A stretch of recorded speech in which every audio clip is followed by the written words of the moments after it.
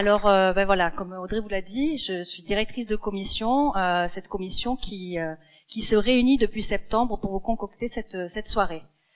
Alors, je voulais quand même vous dire pourquoi, ce qui nous a motivés dans l'organisation de cette soirée, ce sont les objectifs suivants.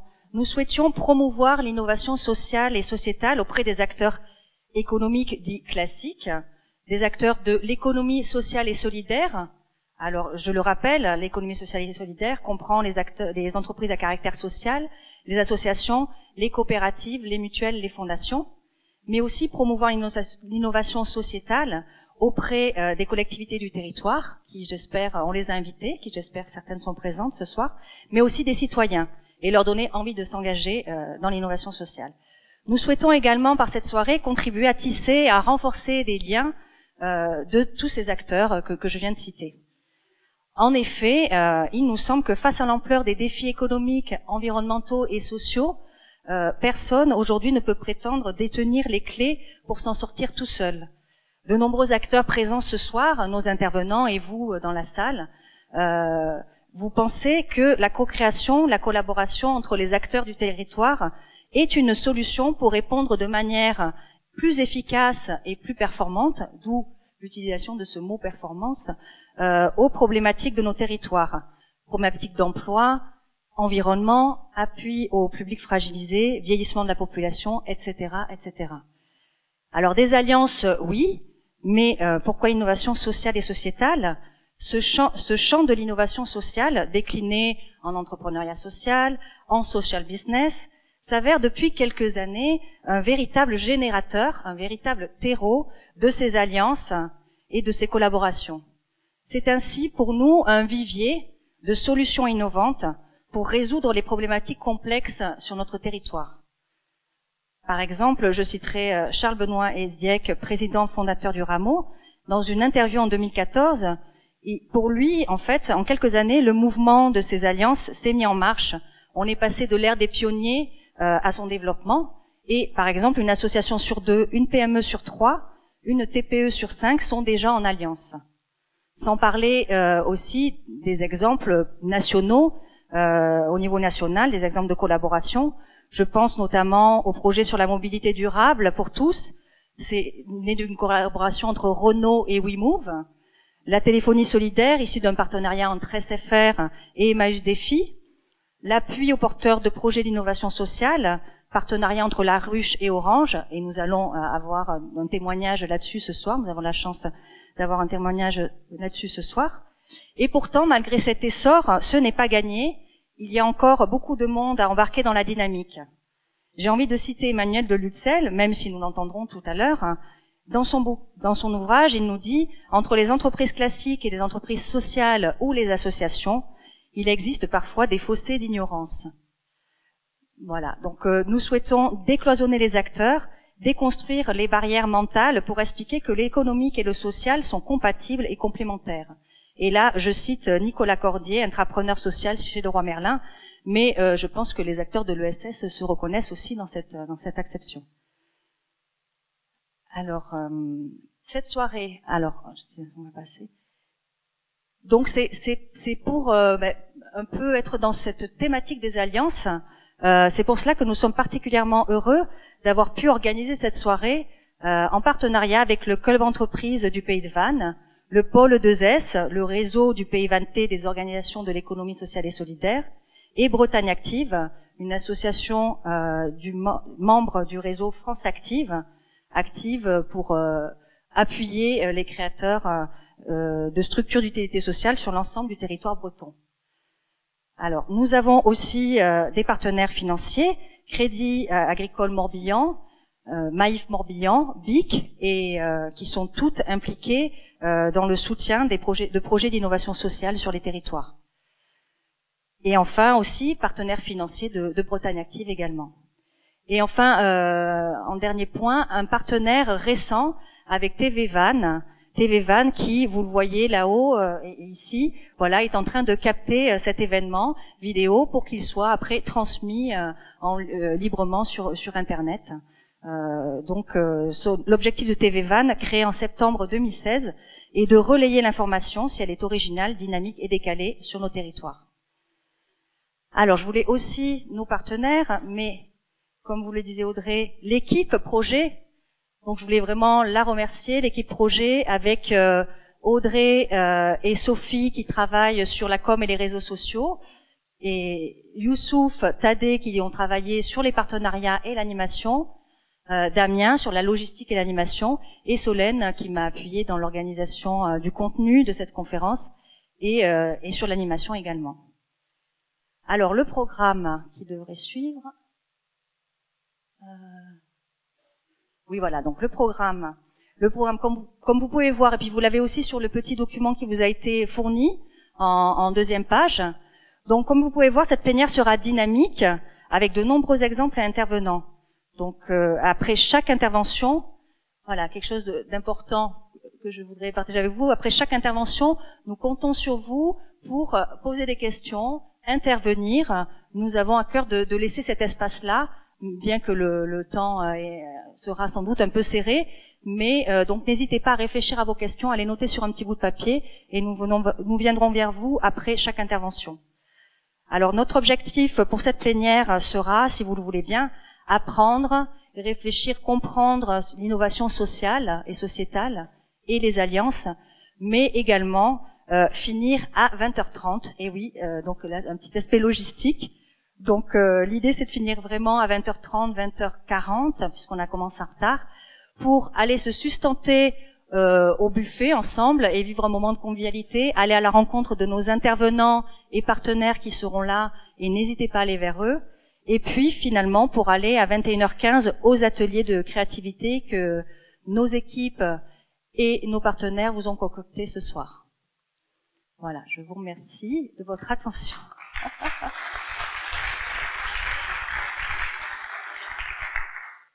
Donc c'était un petit peu long, je m'en excuse. Alors je propose de commencer directement avec notre première intervenante, Laurence Weber.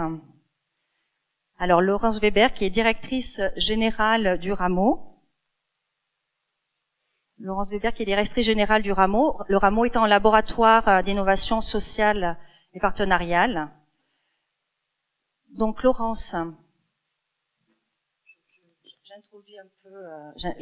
J'introduis un petit peu Laurence. Donc après avoir été consultante, voilà.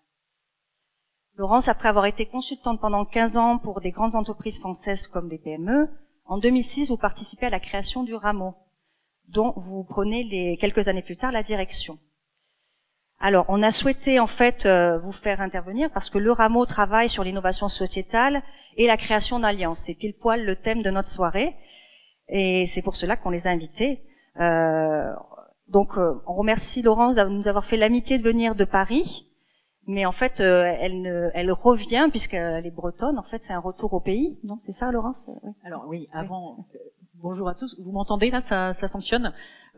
Juste pour dire, parce que j'ai croisé une pigiste du Télégramme. J'ai travaillé au Télégramme il y a bien longtemps maintenant. Donc oui, j'ai eu quelques passages en Bretagne, donc je connais bien et je suis bretonne, puisque mon nom de jeune fille, c'est Georgelin. Voilà, pour tout vous dire. Je prends le relais peut-être par rapport à cette présentation. Alors voilà, et donc Laurence qui intervient pour poser les premières bases et les premières définitions, notamment qu'est-ce que l'innovation sociale sociétale, les types d'alliances, quels sont les types d'alliances, et puis également elle nous donnera l'état et le futur des alliances en Bretagne, puisqu'elle nous a réservé le lancement de la diffusion du rapport d'études sur les partenariats. Donc on est assez content. Et elle va nous décrypter en direct et en avant-première la situation bretonne pleine de promesses, comme vous allez le voir. Au-delà de quelques concepts, je vais vous présenter quelques chiffres rapidement sur cette étude. Donc, le Rameau, on a 10 ans d'existence. On est une association d'intérêt général, une petite structure, puisque nous sommes 8 permanents et on travaille beaucoup avec notre écosystème sur cette question des partenariats, des alliances, puisque le fondateur, que Karine a cité, a eu cette intuition de se dire, c'est pas les entreprises d'un côté, les associations de l'autre, les pouvoirs publics, enfin dans un troisième monde, qui chacun de leur côté trouveront des solutions aux enjeux qui sont face à nous. et comment faire en sorte de faciliter le travail entre ces acteurs. Ça a été vraiment ça le déclencheur. Donc depuis 10 ans, on travaille sur ces questions en accompagnant des structures, en faisant des études et des groupes de réflexion, et on met le fruit de ces travaux de recherche à disposition de tous sur notre site, notamment sur des publications, etc. Donc je vous encourage, si ça vous intéresse, à aller voir notre site pour avoir plus d'informations là-dessus. Donc les alliances, j'utiliserai le terme de partenariat ou d'alliance, c'est, nous on est persuadés que, on le symbolise par 1 + 1 = 3, on va aller vers des choses beaucoup plus intéressantes en fonctionnant à plusieurs. C'est ce qui a été introduit pour cette soirée. On voit que le mouvement est en marche et qu'il y a déjà de très belles initiatives partout en France. C'est pas forcément à Paris qu'on a les plus belles, elles sont souvent sur les territoires. Mais nous, ce qu'on essaye de faire, c'est de modéliser un peu. Alors le terme de modélisation n'est pas forcément le meilleur, mais pour que face à ce foisonnement de ce qui se passe dans les territoires, on puisse se repérer et avoir quelques grilles de lecture qui permettent peut-être aux acteurs de mieux comprendre où ils en sont et à les aider à faciliter ce mouvement de co-construction, parce qu'on voit que c'est en marche, mais c'est pas si simple quand même. Alors, je présenterai juste rapidement ces 4 types de partenariats. Ça, c'est un exemple de modèle qu'on a sorti suite à l'analyse de plus de 300 partenariats à l'époque. Mécénat, vous savez, j'imagine tous ce que c'est. On est dans une logique, ce qu'on appelle une logique associative, puisque c'est l'association qui va chercher, notamment auprès des entreprises, des ressources, qu'elles soient financières, humaines ou autres. De l'autre côté de cette typologie, vous avez ce qu'on appelle les pratiques responsables, et là on dit que c'est une logique entreprise, puisque c'est l'inverse, c'est l'entreprise qui va aller chercher dans l'ESS, on va dire, des compétences, un savoir-faire qu'il n'a pas, et qui va l'aider notamment à faire évoluer ses pratiques.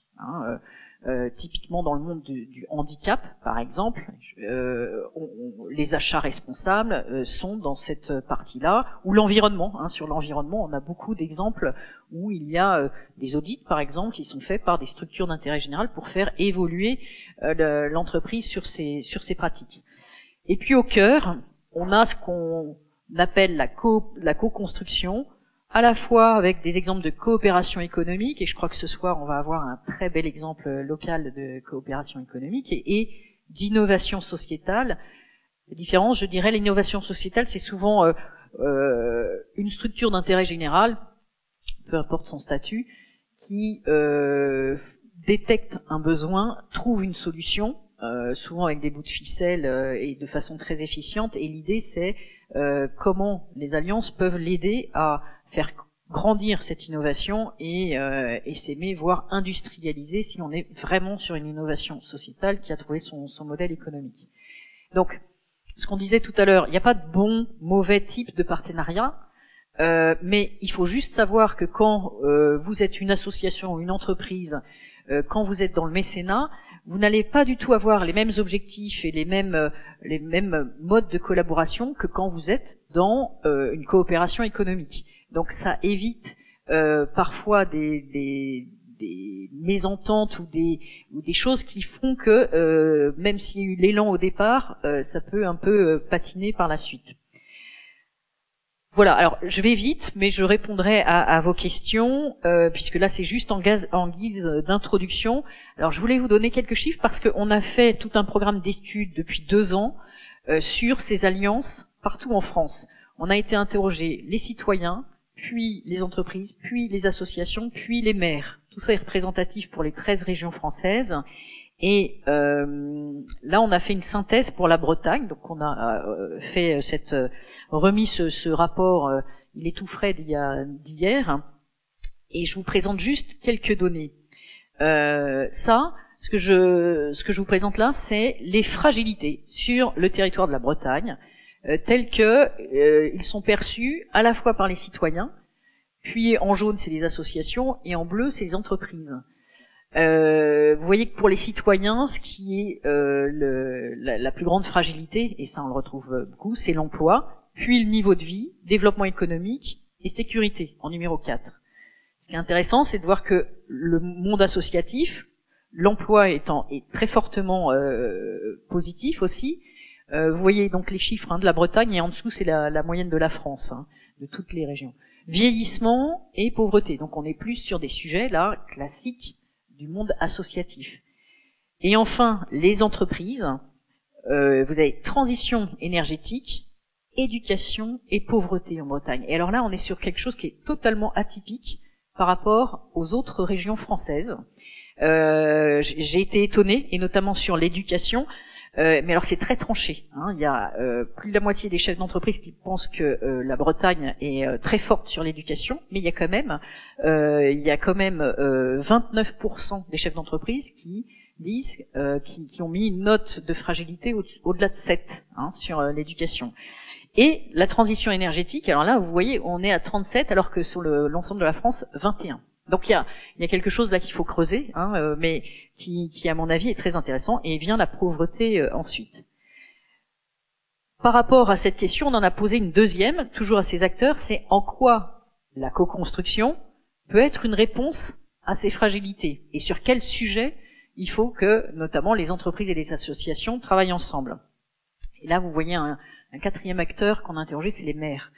Et donc l'emploi, le développement économique arrive en numéro 1. Alors vous voyez que les maires, là, c'est à 70%, les maires bretons pensent que le développement, que la co-construction, que les alliances sont un moyen de renforcer le développement économique de leur région, contre 44% sur la moyenne de la France. Donc c'est énorme aussi.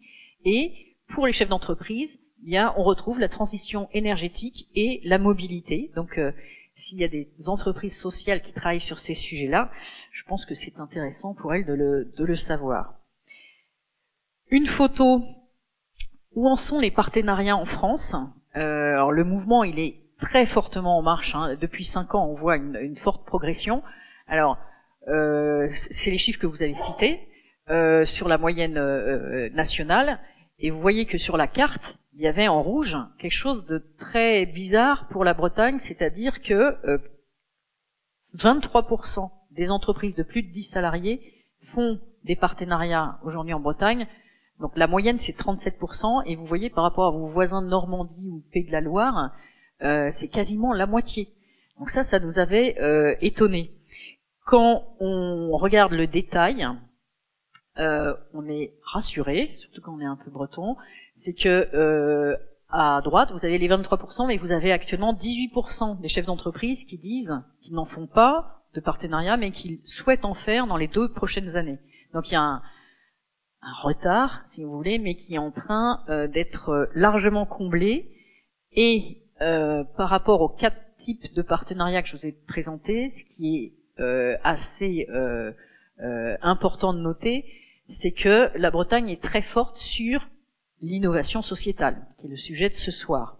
C'est-à-dire que parmi les 23% de chefs d'entreprise qui font des partenariats, il y en a 36%, ça fait plus que 100, c'est normal, qui déclarent faire de l'innovation sociétale aujourd'hui. Or, normalement, il faut une certaine maturité. Donc, je pense que là, il y a un rattrapage qui se fait de façon très rapide et qui s'explique beaucoup par la confiance qui existe entre acteurs dans cette région. Juste pour vous montrer ce que disent les maires, c'est mon avant-dernier. Vous voyez, à 86%, ils disent que ce mouvement, ils le perçoivent. Avec un 58%, ils disent qu'ils le perçoivent, qu'il est existant, mais un peu, et que ça émerge. 58% et c'est 46% sur le reste de la France, par exemple. Donc on voit vraiment qu'il y a quelque chose qui est en train de se faire, de se produire, et avec un regard très bienveillant des maires, ce qui, à mon avis, n'était peut-être pas le cas dans votre région il y a quelques années. Je ne sais pas s'il y a des représentants des collectivités territoriales dans la salle, mais pour avoir témoigné il y a 8 ou 9 ans de ça à Rennes, on n'était pas du tout dans le même état d'esprit. Pour terminer, parce que je regarde, pour terminer, ces chiffres-là sont assez incroyables. C'est en quoi, justement, ces acteurs pensent que les alliances vont servir à l'innovation. Et pareil, hein, vous avez la Bretagne et puis la France. Regardez les chiffres entreprises, 96%, et alors les maires, 97%. Alors, c'est des scores qui sont assez incroyables. Donc là, il y a vraiment une grande prise de conscience des acteurs, que ce soit des acteurs économiques ou des pouvoirs publics, sur ce devoir pour l'innovation. Voilà, c'est rapide. Tout ça est à votre disposition. Hein. Alors le rapport, il est conséquent. Hein. Vous pouvez regarder ça de plus près si vous êtes intéressé. Ce que je vous propose, c'est de répondre à vos questions ou au cours de la soirée, de toute façon. Merci Laurence pour cet éclairage breton. Alors voilà, on a le temps de prendre 2 questions. Enfin, on peut l'applaudir effectivement parce que voilà. Merci. Et voilà, donc je ne sais pas si ça vous a interpellé, mais en tout cas voilà, c'est un éclairage qu'il est intéressant d'avoir ce soir, même si voilà, on reste sur des sondages, hein, mais qui aussi représente la réalité de nos territoires. Donc n'hésitez pas. Voilà, on va prendre 2 questions, s'il y en a, toutefois. Sinon, de toute façon, il y aura un temps de questions à la fin. Les maires, ah oui, alors il faudrait qu'on fasse circuler un micro. Les maires sont, alors je répète la question. Les maires sont-ils devenus des chefs d'entreprise? C'est la question. Une autre question peut-être? Oui. Alors attendez, j'arrive.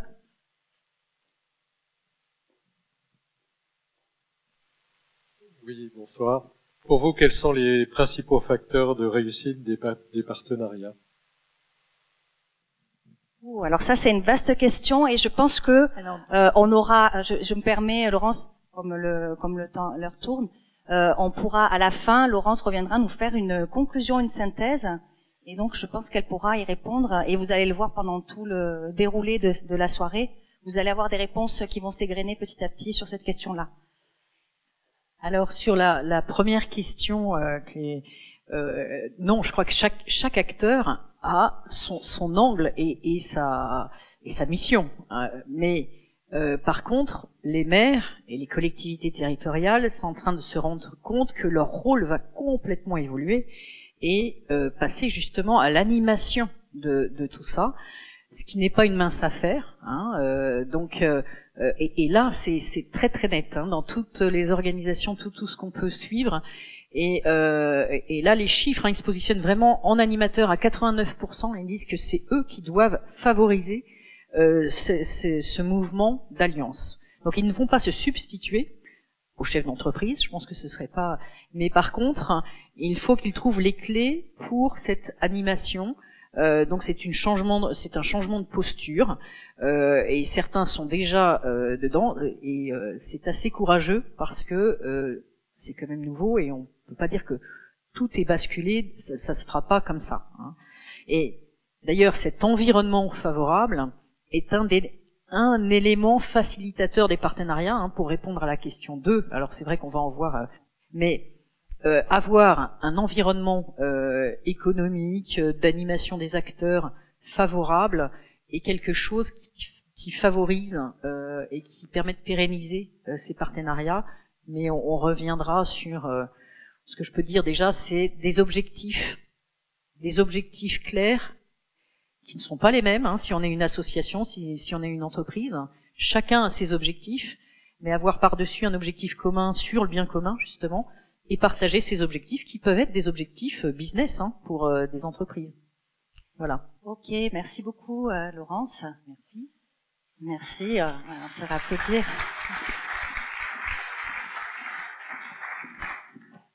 Alors, un peu sans transition, mais nous aurons vraiment une bonne synthèse à la fin.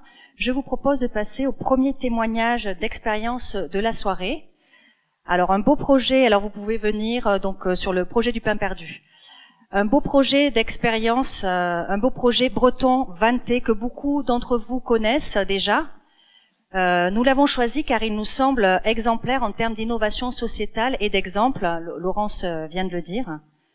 Et nous vous proposons ce soir d'approfondir justement cet aspect du partenariat et des bénéfices que chacun en a perçu, que chaque acteur en a perçu, associatif, ESAT et entreprise.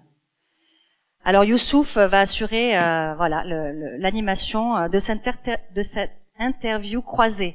Un exercice pas forcément facile. À toi Youssouf.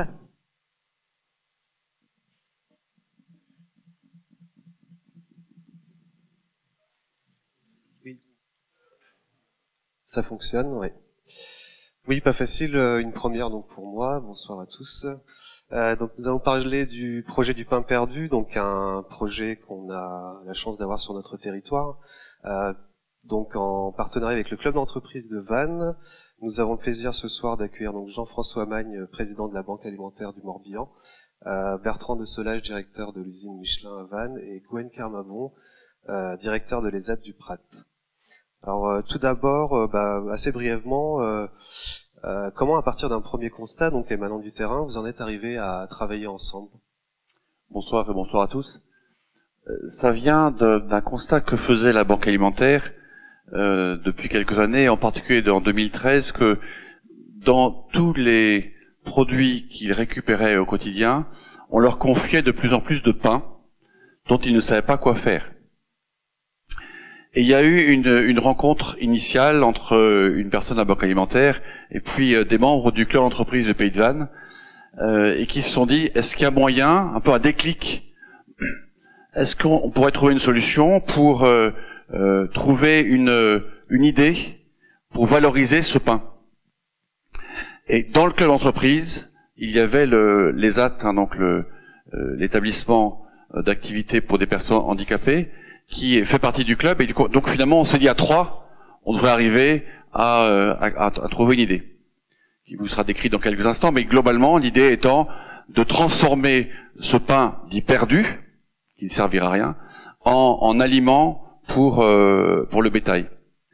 Et en fait 2 ans après, c'était en 2013, premier contact et lancement d'une commission au club en 2014, 2 ans après, le 21 octobre dernier, nous avons donc inauguré en grande pompe cet atelier, dont Gwen Kermabon vous parlera, mais donc il a fallu quand même presque 3 ans entre un premier contact et puis l'inauguration de cet atelier. Oui, donc peut-être quelques éléments de réponse par rapport à la question qui avait été posée tout à l'heure sur les choses qui sont importantes pour qu'un partenariat réussisse. J'imagine que donc les objectifs et les rôles de chacun étant bien définis et que vous puissiez vous retrouver sur des valeurs partagées vous a aidé dans le cadre de ce partenariat. Oui, tout à fait. Donc ce projet répond quand même à 3 critères qui, je pense, correspondent à tout le monde. C'est lutter contre le gaspillage alimentaire. Deuxième, c'est lutter contre l'exclusion des personnes handicapées via l'intégration par le travail. Et en troisième, c'était développer une activité environnementalement responsable. Donc ça répond à 3 critères importants et qui, en plus, qui parlent à tout le monde. Donc ce qui nous a pas posé de problème pour la suite du projet, entre autres pour la recherche de financement. Et c'est vrai que c'était important. On se retrouvait tous autour de ces 3 valeurs. Oui, ça vous a permis également de créer une nouvelle filière du coup qui était inexistante. Est-ce que vous pouvez nous expliquer un petit peu plus précisément le fonctionnement, enfin le rôle de chacun dans le dispositif? Le rôle de chacun, la banque alimentaire se charge de récolter le pain auprès des boulangers, des grandes surfaces, de grands établissements. On a un contrat maintenant avec, par exemple, le 3e RIMA à Vannes, l'école de Coët-Quilan. Donc, rechercher le fait que vous ayez des bénévoles, enfin beaucoup de bénévoles et que vous connaissiez bien le terrain, vous a aidé. Voilà, étant donné que déjà, on est sur le terrain, je dirais, pour notre activité principale, c'est bien sûr d'apporter des denrées auprès des personnes qui sont en difficulté. Donc, en connaissant bien le terrain, donc nous chargeons, si vous voulez, au sein de notre partenariat, de récolter, de mettre en place, si vous voulez, les bénévoles, de faire apporter le pain à l'ESAT qui après va le transformer. Donc nous l'ESAT, c'est là que se fait la transformation. Donc notre rôle, c'est de donner de l'activité aux travailleurs handicapés. C'est notre rôle principal. Aussi les inclure dans la société, avoir des vrais projets qui les font participer des actes citoyens aussi. Donc les AT récupèrent ce pain avec nos collègues au gilet orange et on le transforme en chapelure pour l'alimentation animale. Donc c'est du tri et du séchage, broyage, toutes les étapes. Et on oublie un acteur quand même qui est notre client, à qui on peut revendre la chapelure et qui nous rachète la chapelure, qui l'utilise déjà. Donc c'est le groupe Dossi, donc c'est Ali West, et qui actuellement en utilise déjà 1500 tonnes, dont certaines viennent de Normandie, de Lyon et rien de la région. Donc en plus on répond à une proximité. Les entreprises qui ont accompagné ce projet, en fait, contrairement à nos deux partenaires qui, eux, vont le faire vivre, nous maintenant, notre travail est fini. Mais il s'agit de deux choses. Un, de créer, dans le club entreprise, en fait, on a créé une commission de 14 entreprises, j'y reviendrai, qui ont chacune apporté sa compétence technique, juridique, commerciale, etc. Et puis qui ont servi à aider à monter le projet, premièrement. Et deuxièmement, par leur réseau, ont permis également de trouver des financeurs, soit des financeurs publics, soit des financeurs privés. Enfin, chacun sa part. Mais contrairement à eux, nous maintenant, nous allons nous retirer. Et justement, c'est ce qui faisait aussi l'intérêt donc de votre démarche partenariale, c'était cette création de cette commission au club entreprise, de la commission Ecosol. Du coup, est-ce que vous pouvez nous en dire un petit peu plus sur la manière dont vous avez pu travailler durant ces 2 ans? Le club entreprise du Pays de Vannes, ça représente plus de 100 entreprises différentes, je regarde dans tous les métiers, et qui ont de quelques salariés à des centaines de salariés. Et dans cette commission, en fait, dans ce club, tout simplement, on a fait un appel au peuple. Hein. Le président de la commission est là, Fabrice Rivaille, et il a dit voilà, qui est intéressé. Et on retrouve dans les 14, je sais pas si on peut dire les noms, mais en tout cas dans les métiers, il y a des entreprises d'artisanat, de construction, il y a un assureur, bon, il y a Michelin que je représente, il y a de la grande distribution, voilà, il y a vraiment des métiers extrêmement différents, et chacun s'est dit tiens, je vais apporter ma pierre. Un exemple concret pour aider les AT à s'organiser. J'ai pris une personne de méthode de chez moi, d'organisation industrielle, et qui est venu passer quelques demi-journées, voilà, pour apporter sa pierre. Un autre a été plus acteur dans la démarche commerciale avec Dossi et Ali West. Voilà. Donc chacun un petit peu a apporté sa pierre. Oui, c'est vraiment tout l'intérêt donc de cette commission.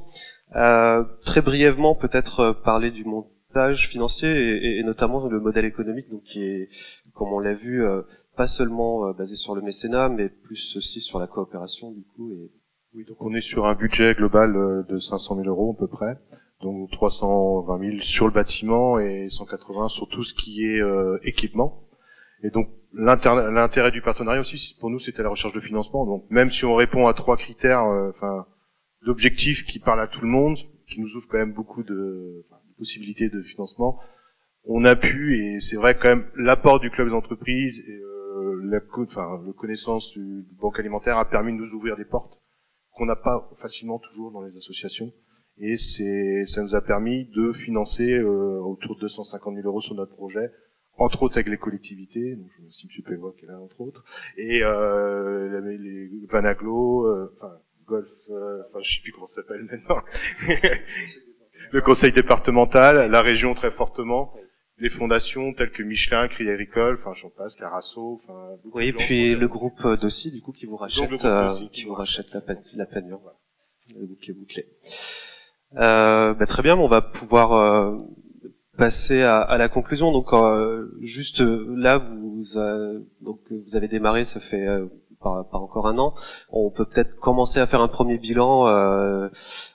C'est quand même un projet réussi qui a eu pas mal de prix. Vous avez été pas mal récompensé. Est-ce que vous pourriez chacun nous dire un peu ce que vous en avez retiré pour vos structures? Moi, je suis encore dans le dur, donc on est dans la production. Donc les conclusions, on les aura un peu plus tard, on va dire. Enfin, nous, c'est très enrichissant au niveau de l'ESAT. Et c'est le partenariat aussi avec la Banque alimentaire qui est chouette, d'avoir les bénévoles qui viennent chez nous. Et puis être reconnu aussi sur le territoire en tant qu'acteur, entrepreneur aussi, parce qu'on entreprend aussi. Donc c'est pour les AT et pour les travailleurs, c'est une vraie reconnaissance. Et oui, vous avez certainement maintenant des pistes aussi de développement.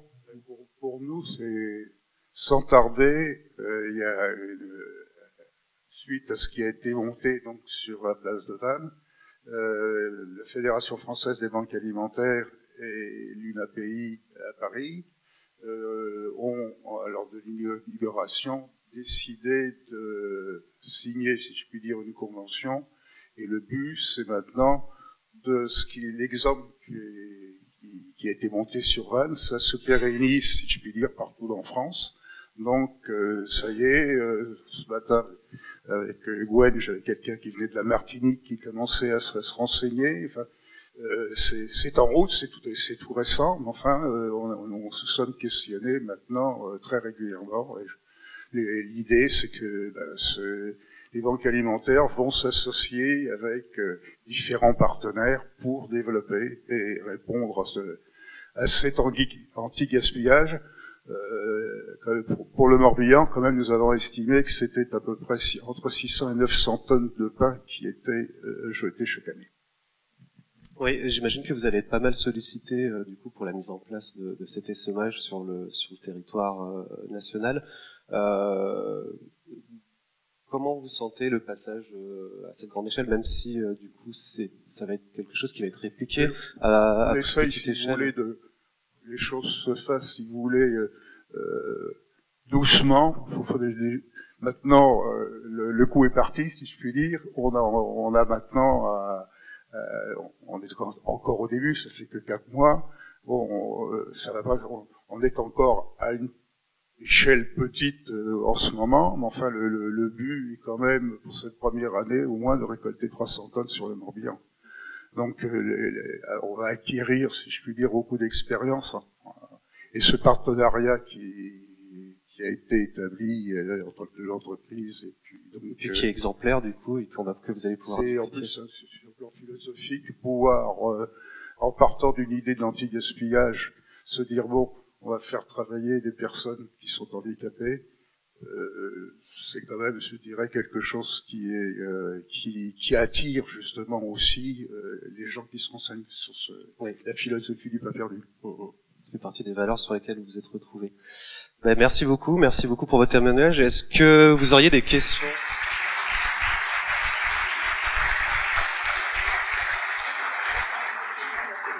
Oui, peut-être quelques questions de l'assistance. On va en prendre plusieurs, 2, 3, et puis... Bonsoir. Je voudrais simplement savoir si vous pouvez nous faire part de une ou plusieurs grandes difficultés que vous avez eues ou les choses qui ont les points bloquants que vous avez réussi à dépasser entre temps, mais voilà, s'il y a eu des choses plus ou moins difficiles au départ, les principales. Globalement, on s'est assez vite retrouvés.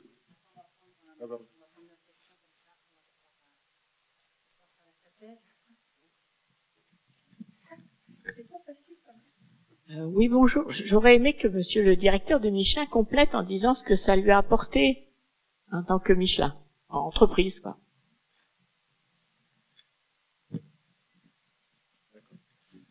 Donc en fait, on s'est assez vite retrouvés. On n'a pas eu vraiment de problème dans la construction, dans les idées. Après, c'est arrivé sur les problèmes de financement, parce qu'on est une association, hein, on a des budgets limités. Et voilà, ça a été la construction des dossiers. J'avais pas l'habitude, honnêtement.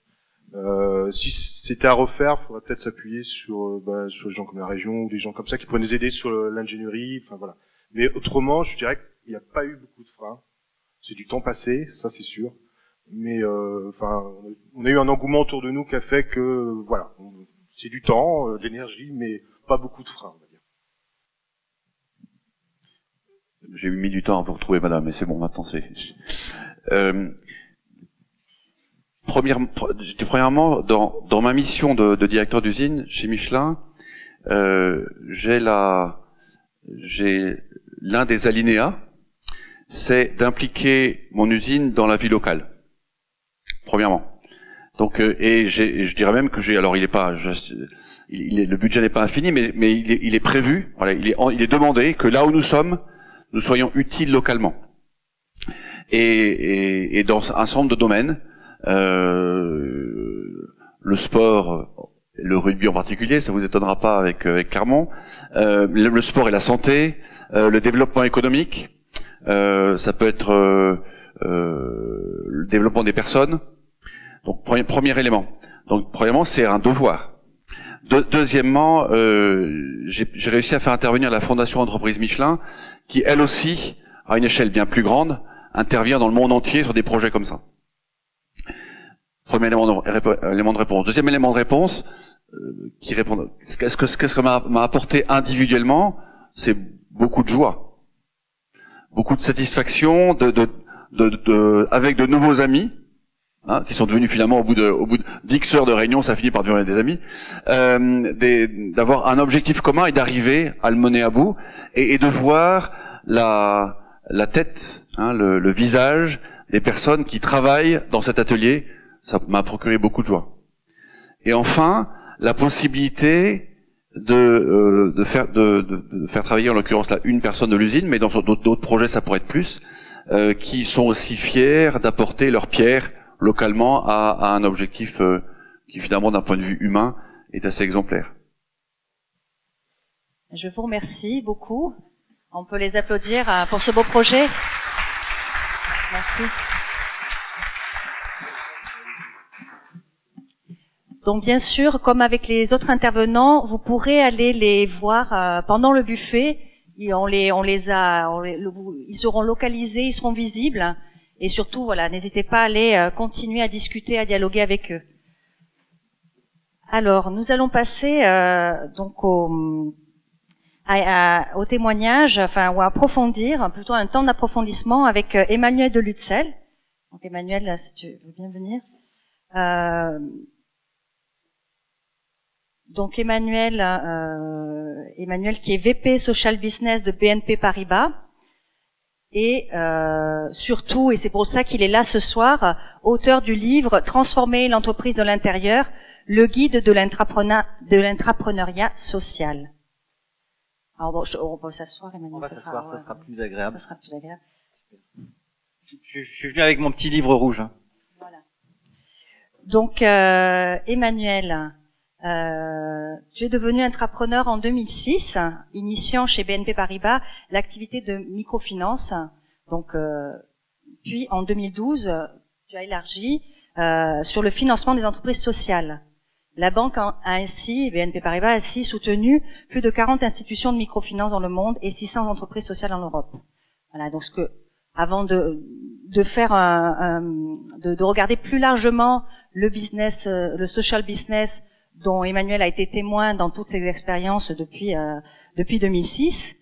J'aimerais bien avoir un peu ton parcours et plutôt personnellement, qu'est-ce qui t'a animé depuis 2006 à faire tout ça au sein d'une grande banque française. Alors, en fait, il faut peut-être remonter un peu plus loin dans l'histoire parce que on a vu des témoignages vantais et je peux quasiment faire un témoignage vantais parce que j'ai grandi à Conlo. Jusqu'à l'âge de 18 ans, jusqu'au moment où j'ai passé mon bac, j'étais ici à Vannes. Et puis après, j'ai découvert le vaste monde, la Chine, l'Allemagne, etc. Et bon, je suis entré chez BNP, qui est devenu BNP Paribas il y a maintenant presque une vingtaine d'années. Je suis un banquier classique. Hein. J'ai fait du financement d'entreprise, du financement de projet. Et j'ai commencé à m'intéresser, en fait... au monde de la microfinance. Je dis souvent, j'ai eu la chance de transformer mon hobby en job.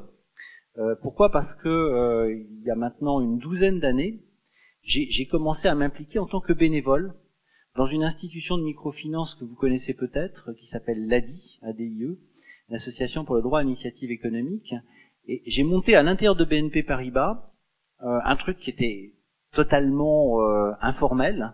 On était quelques collègues à s'impliquer là-dedans, donc au départ une dizaine de personnes, une dizaine de bénévoles qui ont accompagné, qui continuent aujourd'hui à accompagner. Il y en a 80 maintenant pour l'ADI et il y en a 600 pour l'ensemble des coopérations avec environ une trentaine d'associations qui sont soutenues. Donc c'était un projet purement bénévole de gens qui, dans la banque, avaient envie de faire quelque chose, qui utilisaient leurs compétences économiques et financières dans un but à impact social. Et après 2 ans, on était en 2005, c'était l'année internationale du microcrédit. On parlait beaucoup de la microfinance dans le monde, hein, et je me rappelle, enfin, un élément déclencheur, ça a été la lecture d'un article dans un journal qui s'appelle The Economist, donc qui n'est pas franchement altermondialiste, qui est plutôt sérieux, britannique, et plutôt orienté libéral, et qui parlait ça s'appelait The Hidden Wealth of the Poor, la richesse cachée des pauvres, qui montrait que la microfinance, ça n'était pas une question de mécénat, c'était pas une question de philanthropie, c'était pas du don, mais que c'était devenu une véritable activité business, entre guillemets, je dis bien entre guillemets, hein, le but n'étant pas de maximisation du profit, mais étant d'utiliser l'économie pour avoir un impact social. Donc l'économie au service du développement. Et ça m'a profondément touché parce que j'étais personnellement déjà impliqué en tant que bénévole de l'ADI, et puis je me rendais compte que, en tant que banquier, nous pouvions avoir un impact social. Enfin, nous, à ce moment-là, on faisait, en dehors de France, en dehors de l'ADI, on faisait pas grand-chose.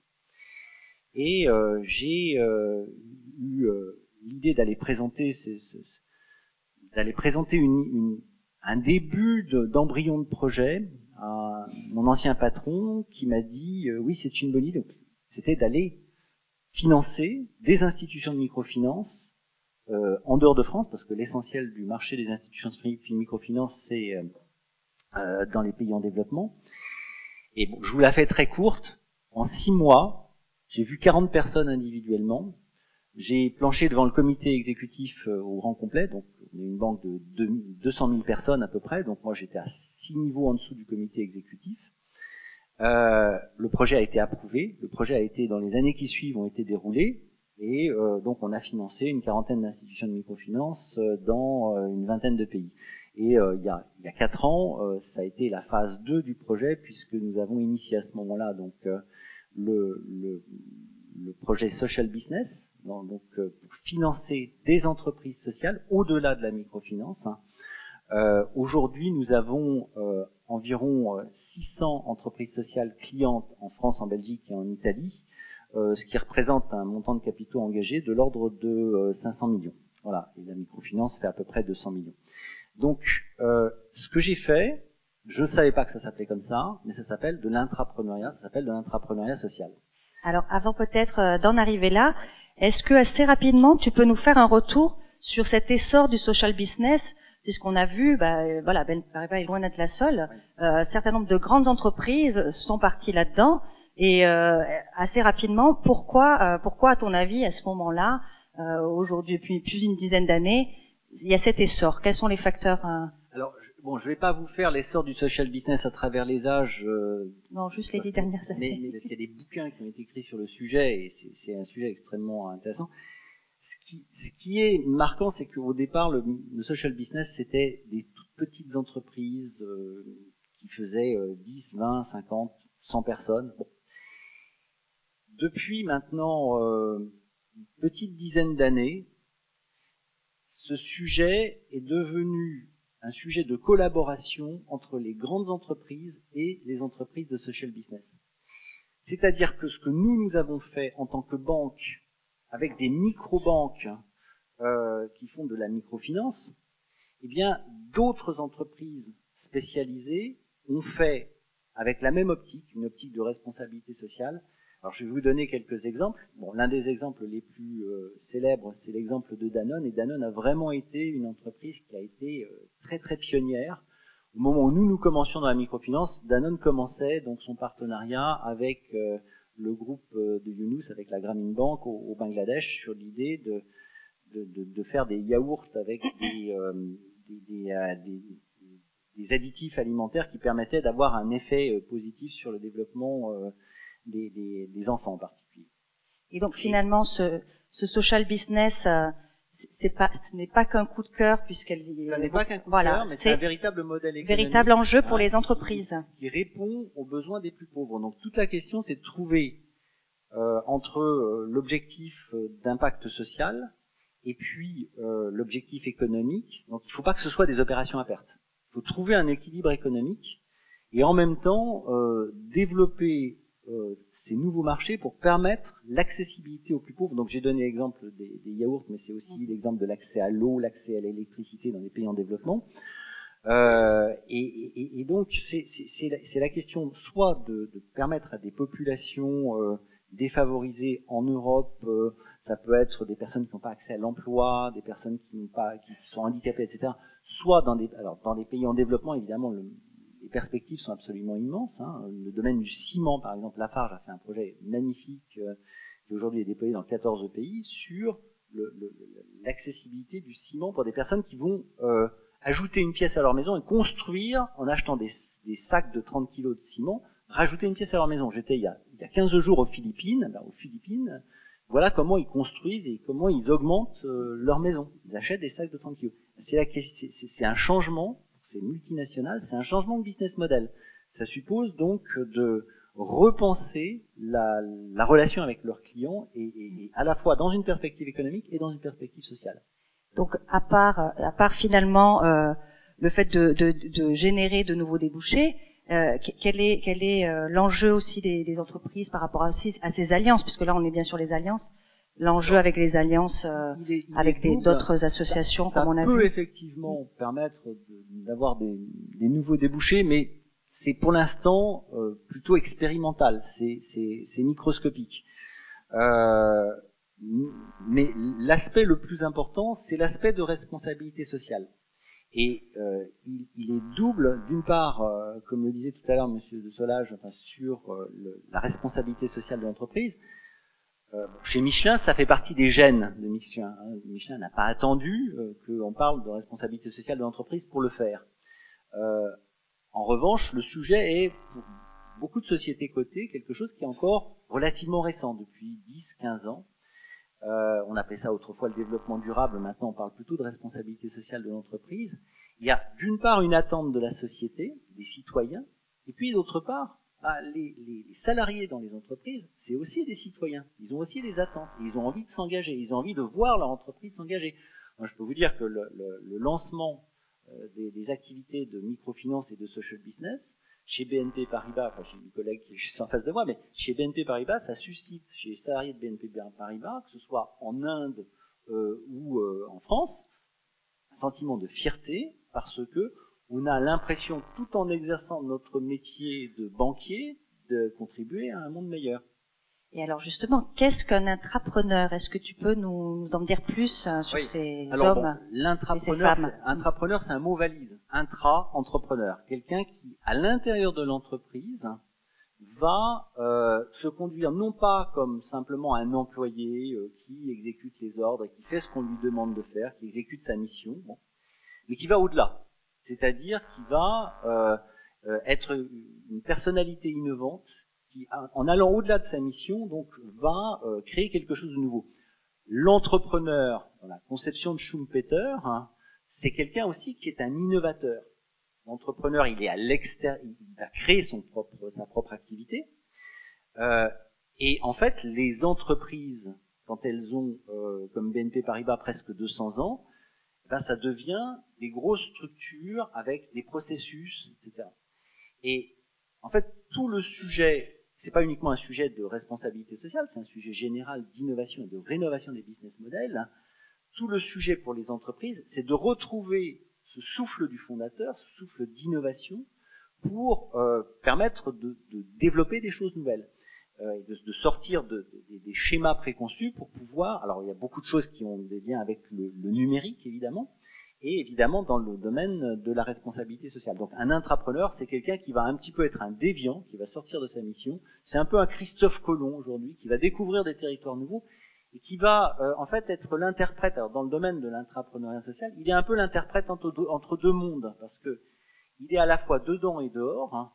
quand j'ai lancé la microfinance ou quand chez Leroy Merlin, enfin tu citais tout à l'heure Nicolas Cordier, avec qui j'étais d'ailleurs il y a 15 jours encore aux Philippines, bon, quand on va être intrapreneur social, on va être entre ces deux mondes, c'est-à-dire qu'il faut avoir la capacité de comprendre d'une part le langage de sa tribu d'origine, qui est la multinationale, mais aussi de comprendre le langage de ces petites tribus que sont les entreprises de social business ou de microfinance. Donc on a un rôle d'interprète-traducteur, d'explorateur. Merci Emmanuel. Je pense qu'on va en rester là. Oui, vous pouvez applaudir. Merci. Reste là.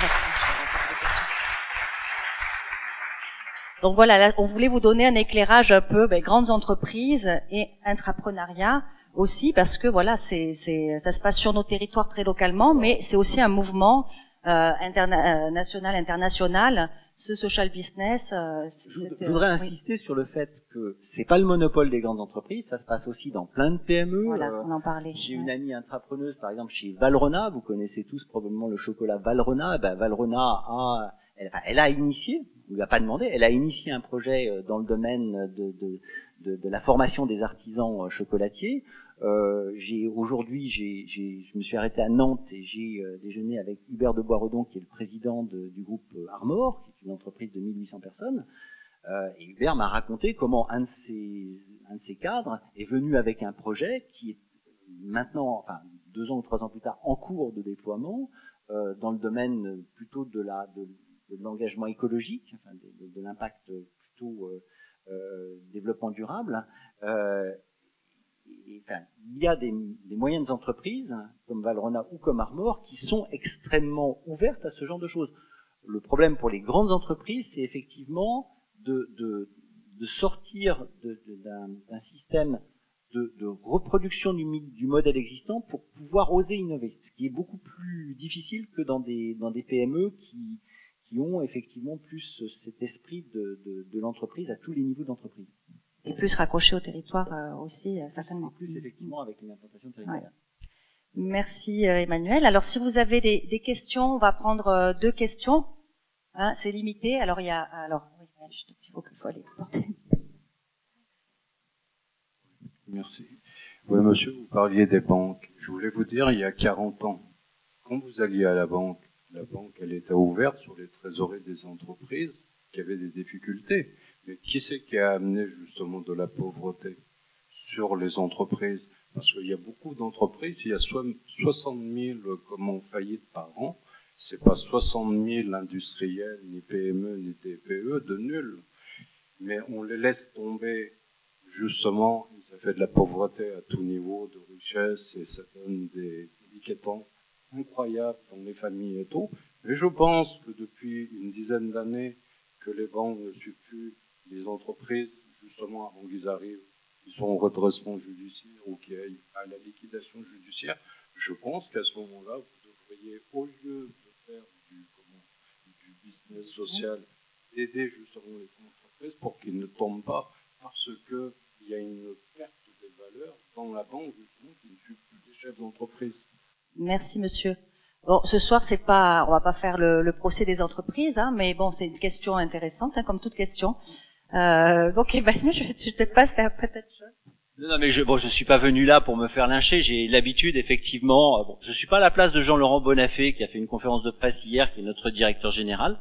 Donc, je vous répondrai pas sur ce débat philosophique sur la responsabilité de la banque ou des banques en général.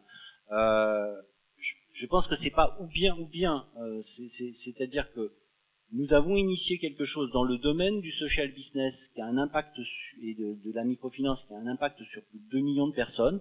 On pourrait très bien ne pas le faire. Rien ne nous y oblige. Ça répond ici partiellement à la première question qui a été posée. Rien, légalement, ne nous y oblige. Nous avons une obligation de reporting environnemental et social dans le cadre de la loi NRE. C'est-à-dire qu'on doit expliquer ce qu'on fait. On a en revanche une certaine obligation morale parce que on a, c'est un peu le sens de la question de monsieur, une pression interne de la part des salariés. 200 000 personnes, c'est aussi 200 000 citoyens, dont 70 000 citoyens français qui votent, qui ont leurs opinions. Et certains sont membres d'ATTAC, sont membres de partis d'extrême gauche, comme d'ailleurs peut-être d'extrême droite. Il y a toutes les opinions dans un corps social de 200 000 personnes. Mais la question, c'est que la banque s'est montrée ouverte sur le sujet de quelque chose qui n'était pas du tout connu. Parce qu'aujourd'hui, la microfinance, Younous a eu le prix Nobel en 2006, etc. C'était avant le prix Nobel de Younous. Donc, on aurait très bien pu ne pas le faire. Il y aurait probablement 2 millions de personnes de moins qui auraient profité de la microfinance ou du développement du social business. Et je le redis, on est 200 000 personnes qui sont collectivement assez fiers de ce que la banque. Il n'y a pas beaucoup de banques. Moi, j'ai vu dans les années, avec le prix Nobel de Younous, beaucoup de banques qui, de manière opportuniste, sont entrées dans ce domaine en se disant c'est la nouvelle poule aux œufs d'or. Hein. Je pense à des banques américaines en particulier, et qui 2 ans après avoir fait beaucoup de publicité dans les journaux, se sont retirées parce qu'elles se rendaient compte que c'était extrêmement compliqué, que en matière de risque, c'était pas du tout évident, parce que prêter de l'argent, c'est une responsabilité. Prêter de l'argent, ça n'est pas du mécénat. Et ça répond aussi partiellement à votre question, c'est-à-dire que nous avons à l'égard de nos actionnaires aussi une responsabilité. Pas uniquement la responsabilité sociale, c'est aussi la responsabilité à l'égard de nos actionnaires. Tenir l'équilibre entre l'un et l'autre. Merci Emmanuel. Alors peut-être pour élargir un peu, voilà, on voulait vraiment pas faire un focus sur les banques, hein, mais bien gardons en tête les entreprises.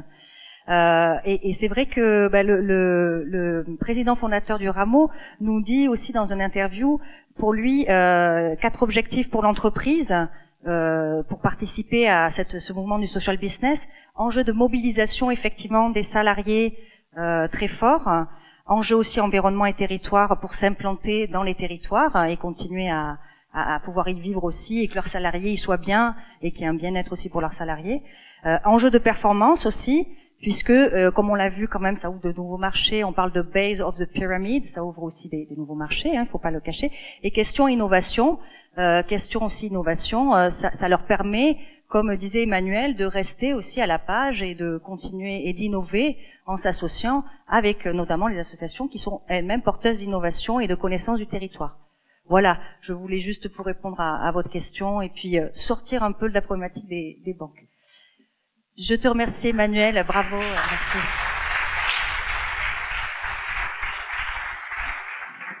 Alors, nous voici rendus au second round de témoignages bretons.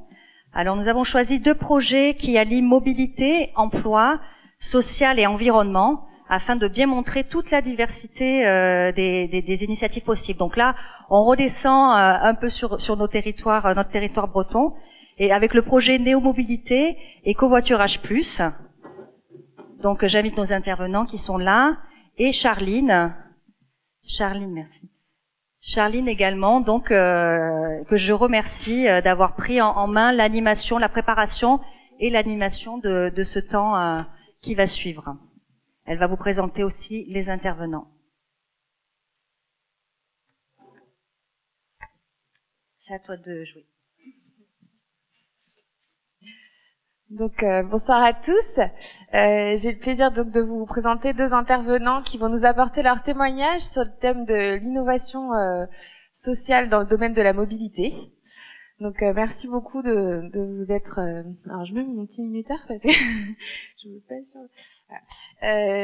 D'avoir accepté de vous déplacer avec nous. Donc on va commencer avec toi, Stéphane Tuel. C'est vrai qu'on se connaît, alors je me permets. Donc tu es le directeur du groupe Néo 56, installé au nord de Vannes et qui compte une centaine de salariés et qui rayonne de Quiberon à Musillac. Le groupe compte 2/3 de salariés en insertion et ce soir donc on va parler du projet Néo Mobilité qui a été initié en 2014. Est-ce que tu peux nous présenter la genèse de ce projet?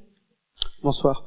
Oui, donc groupe Néo 56, c'est un groupe d'économie solidaire qui est initialement été créé par des structures de l'insertion par l'activité économique en 1er janvier 2014 Et puis, dans les freins au retour à l'emploi, par rapport à l'insertion pour l'activité économique, dans les freins au retour à l'emploi, il y a deux freins qui apparaissent très majoritaires, c'est les problèmes de mobilité et les problèmes de garde d'enfants. Alors, les problèmes de garde d'enfants, nous, on n'a pas les outils pour le faire, mais on s'est dit, sur les problèmes de mobilité, on peut peut-être réfléchir à essayer d'innover pour trouver des solutions. À l'époque, donc c'était en 2014, il y avait un garage solidaire qui existait sur Vannes, qui avait 3 activités, une activité de dépannage, une activité de vente de véhicules et une activité de location. Et le garage, pour différentes raisons, a dû fermer. À l'époque, le conseil départemental nous a demandé de reprendre cette activité-là. Reprendre le garage solidaire en tant que tel n'était pas la bonne solution pour nous, on n'avait pas les outils, on n'avait pas surtout les compétences pour reprendre cet aspect-là. Par contre, l'aspect mobilité sur les locations de voitures était quelque chose qui pouvait nous intéresser, sachant qu'on est très implanté sur le secteur rural, comme le disait Charline, on a 9 antennes qui vont de Quiberon à Musiac en passant par toute la côte et jusqu'à Saint-Jean-Brévelay. Et on s'est dit que nos salariés avaient certainement des problèmes de mobilité et on pouvait essayer de leur apporter une première solution sur la partie location de voitures. Donc c'est un peu comme ça qu'est né le projet chez nous de reprendre une partie de l'activité du garage solidaire et de la développer, alors en changeant le principe. On s'est dit, si les gens ont des problèmes de mobilité, il faut qu'on se rapproche au maximum des besoins. Le garage solidaire était à Vannes, les gens qui habitaient Musiac devaient venir à Vannes chercher une voiture. Les gens qui habitaient Auray devaient venir à Vannes chercher une voiture. Nous, on a inversé. Dû à notre implantation, on a fait en sorte que les voitures que nous avons, donc on a 10 voitures aujourd'hui, ils sont dans nos 9 bureaux. C'est-à-dire que les bureaux sont à proximité des gens. On maille le territoire à 15 km. Donc c'est pas, les bénéficiaires ont 15 km pour venir chercher la voiture, ils n'ont plus obligatoirement passer par Vannes. C'est ça un peu, on a inversé le système, c'est le principe de néo-mobilité sur sa genèse au départ. Merci. Donc c'est vrai que on voit l'intérêt de l'expérience de l'insertion par l'activité économique et de la connaissance du public. Et ensuite, vous avez eu une rencontre avec une citoyenne qui vous a donné envie d'aller plus loin sur ce projet. Est-ce que tu peux... Alors, on a répondu à une partie du problème, qui était les gens qui ont le permis, mais qui n'ont pas de voiture ou que la voiture n'est pas en état pour aller ou au travail, contrat de travail, ou à un entretien d'embauche, ou à une formation. Donc on avait répondu en partie sur ce territoire-là à ce besoin-là. J'ai oublié de le dire, le principe est assez simple, c'est 5 € par jour, mais on ne vient pas chercher une voiture dans nos locaux, c'est uniquement sur prescription de travailleurs sociaux. On n'a pas un guichet, on n'a pas de vitrine, c'est sur prescription que les gens bénéficient donc de ce tarif pour la voiture. Alors 5 €, c'est tout compris, sauf le carburant. La deuxième partie de nos mobilités, c'est qu'on s'est dit à un moment donné, mais il y a les gens qui ont le permis, mais il y en a d'autres qui ne l'ont pas. Et qui ont du mal à l'obtenir, surtout. Pour tout un tas de raisons. Les freins économiques, c'est un des freins, mais il n'y a pas que ça. Il y a aussi les problèmes d'acquisition. Le permis, enfin, surtout le code devient de plus en plus compliqué. Et on s'est dit, est-ce qu'on pourrait pas essayer de réfléchir quelque chose? Et effectivement, à ce moment-là, il y a eu une rencontre avec une personne qui réfléchissait à un projet, qui avait essayé de mettre ça en place à Rodez, à Bordeaux, mais qui n'avait pas trouvé, on va dire, les bons interlocuteurs ou une bonne écoute. Et donc on a rencontré, elle s'appelle Dany Branchet, qui était une ancienne monitrice d'auto-école, qui auparavant était conseillère en insertion professionnelle et qui a essayé de lier les deux. Et donc elle a développé une pédagogie très particulière d'acquisition du code de la route. C'est principalement sur le code de la route parce que sur la conduite, mis à part l'estime de soi et la confiance en soi qu'elle a pu développer, sur les heures de conduite, c'est la même chose qu'une école classique. Donc on a créé Itinéraire B qui est une auto-école, alors la seule auto-école solidaire et surtout itinérante en France. Alors pourquoi la seule? C'est le principe, la loi impose aux auto-écoles d'avoir un seul lieu pour donner leur cours pédagogique. Autrement, s'il y a 2 lieux, c'est 2 sociétés différentes. Nous, on voulait irriguer le territoire, donc notre projet était de faire une session à Elvin, une session à Questembert, une session à Musiac, une session à Sarzeau. Et le grand pays de Vannes, on tournait comme ça, pour que les gens soient également en proximité. Et donc, comme les textes ne nous le permettaient pas, on a dû demander une dérogation à la préfecture du Morbihan pour avoir un agrément départementale sur l'auto-école itinérante. Merci. Donc c'est intéressant parce que en fait on voit que l'innovation là sur ce projet elle porte sur différents aspects, en effet sur la pédagogie qui a été apportée et puis aussi sur comme tu disais sur le fait que les personnes elles sont aussi accompagnées sur la question de l'emploi en parallèle et suivies en fait dans leur parcours de retour vers l'emploi. Aujourd'hui vous êtes donc sortis de cette phase d'expérimentation. Où est-ce que vous souhaitez aller avec ce projet ? On sort tout juste, c'est la première année de l'itinéraire B. Aujourd'hui, donc c'est 20 personnes par an. Sur les 20, alors l'acquisition est beaucoup plus longue que dans d'autres circonstances, enfin pour d'autres personnes. Sur les 20, il y en a 3 il y a 4 permis qui ont été présentés, il y en a 3 qui l'ont obtenu complet et 12 qui ont passé le code et 11 qui ont obtenu le code. Ça sur la partie itinéraire B.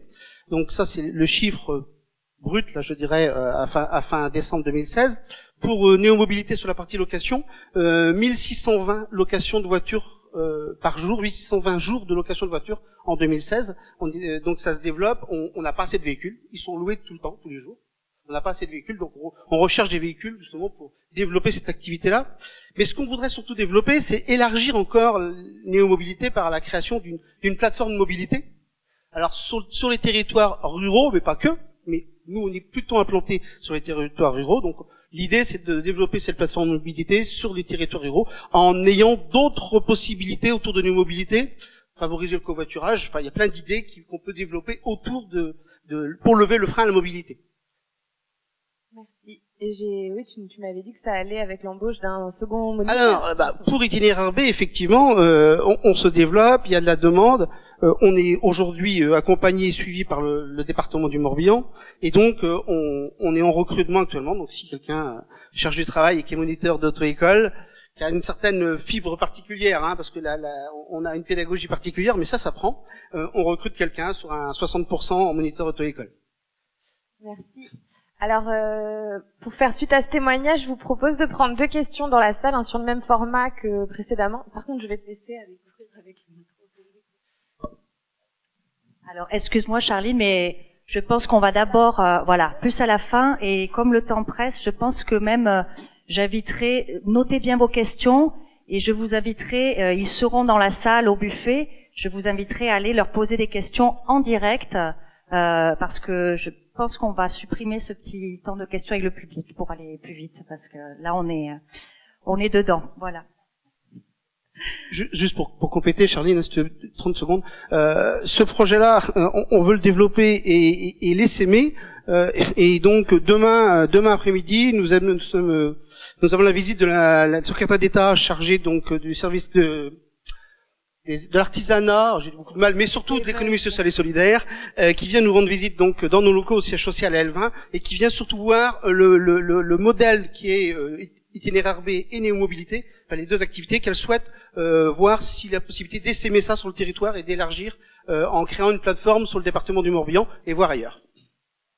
Merci.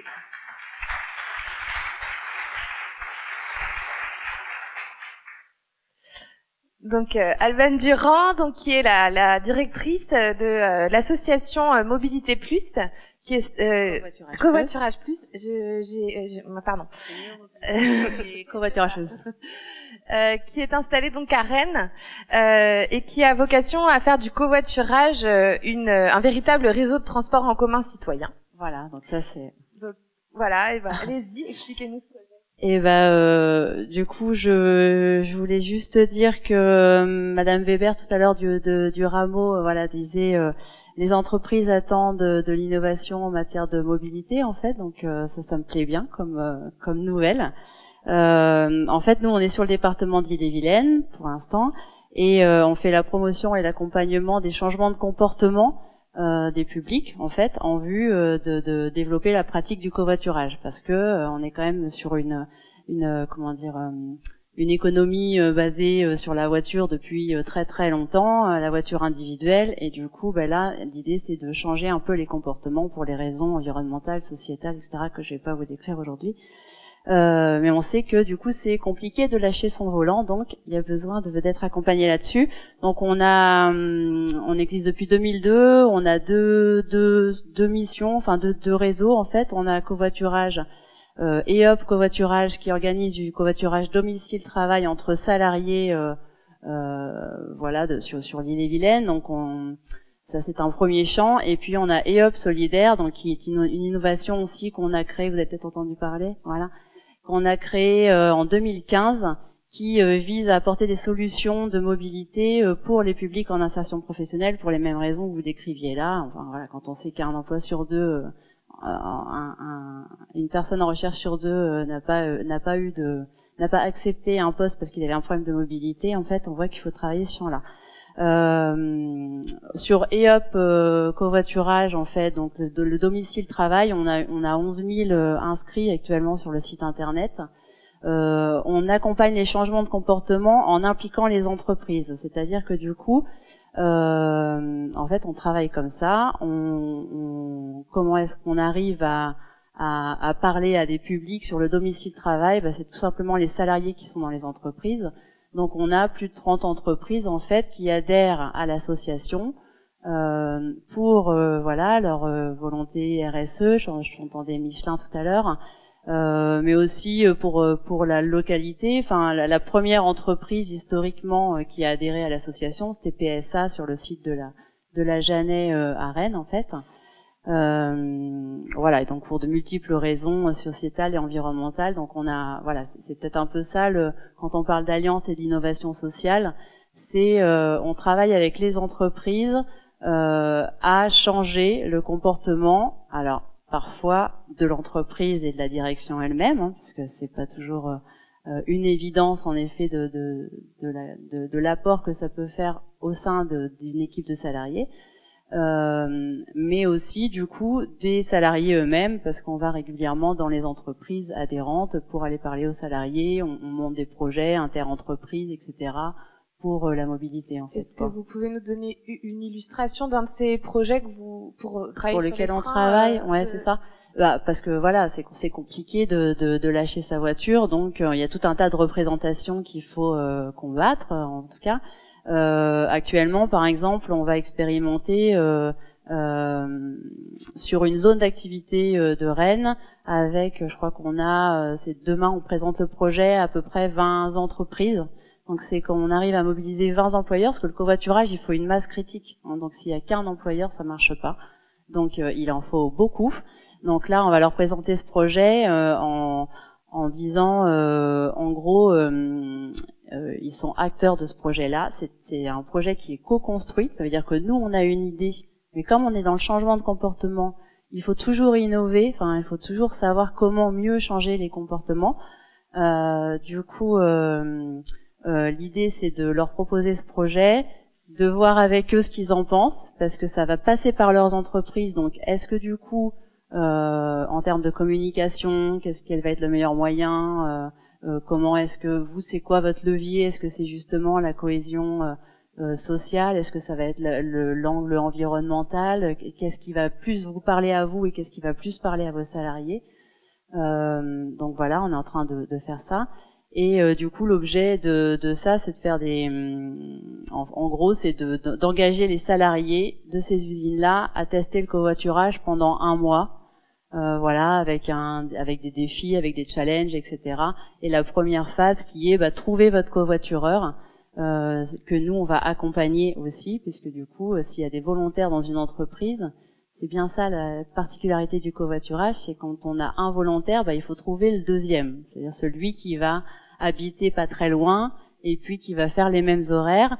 Donc voilà, c'est là où nous on intervient, c'est dans la construction d'équipage.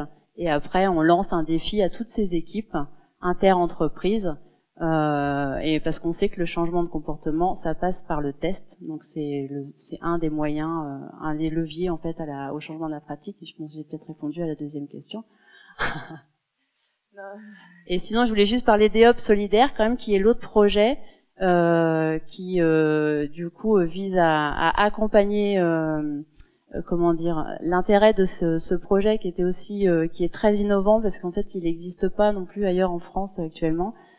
c'est qu'on utilise tous les gens qui se sont déclarés volontaires pour faire du covoiturage entre salariés, enfin, voilà, pour réduire leurs frais. Et on utilise ces gens-là, quelque part, pour leur mettre dans leur voiture des gens en panne de mobilité. Donc voilà, on a 11 000 inscrits sur notre base de données, donc 11 000 personnes qui sont susceptibles de répondre. On en a 1300, 1500 nouveaux par an qui s'inscrivent comme qui font de la recherche de covoiturage en fait, pour réduire leurs frais. Et finalement, qu'ils covoiturent entre salariés qui ont un boulot, ou alors qu'on leur propose de dépanner quelqu'un qui n'a pas encore de boulot, qui va du coup rentrer en intérim ou en formation, etc., et qui n'a pas de véhicule.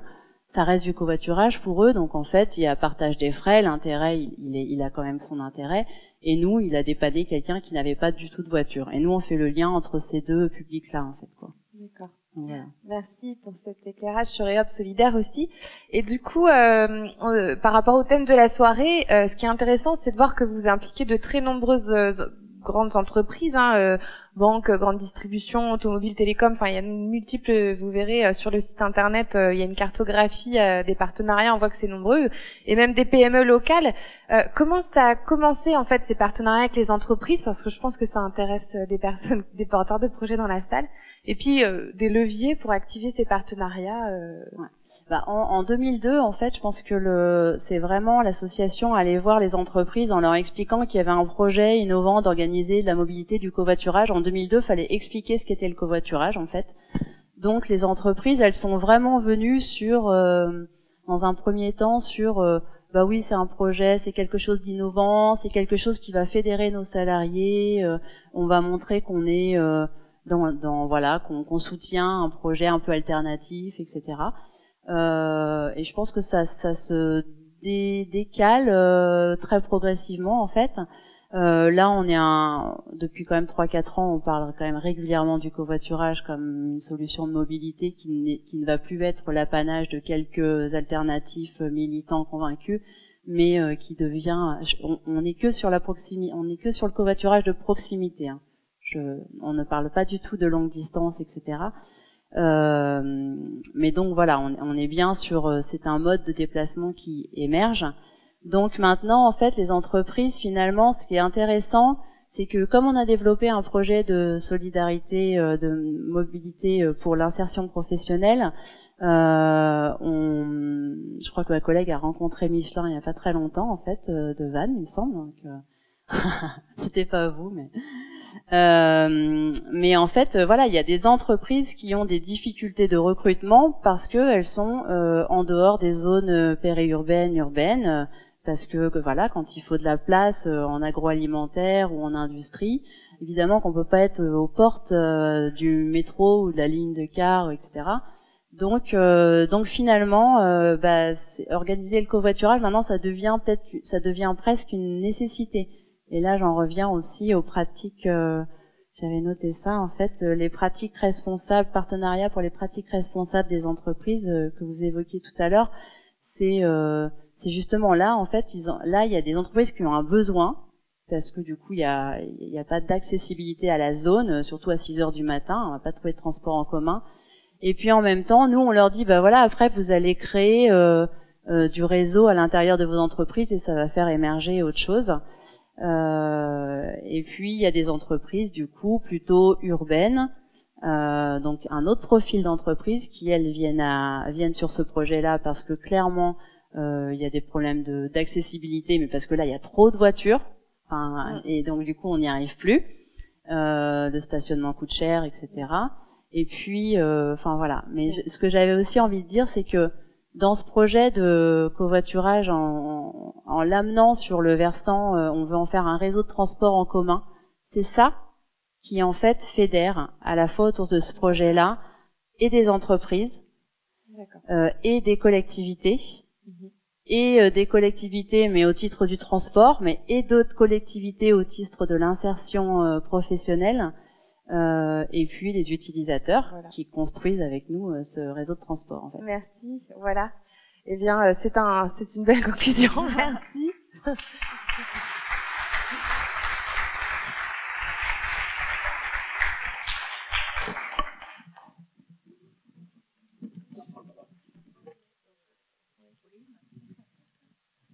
Merci beaucoup voilà, pour ces présentations de projets. Alors voilà, n'hésitez pas à aller les voir et leur poser toutes les questions que vous avez notées pour approfondir ces deux beaux projets où on voit effectivement aussi voilà toute la capacité d'innovation du secteur de l'économie sociale et solidaire et des associations.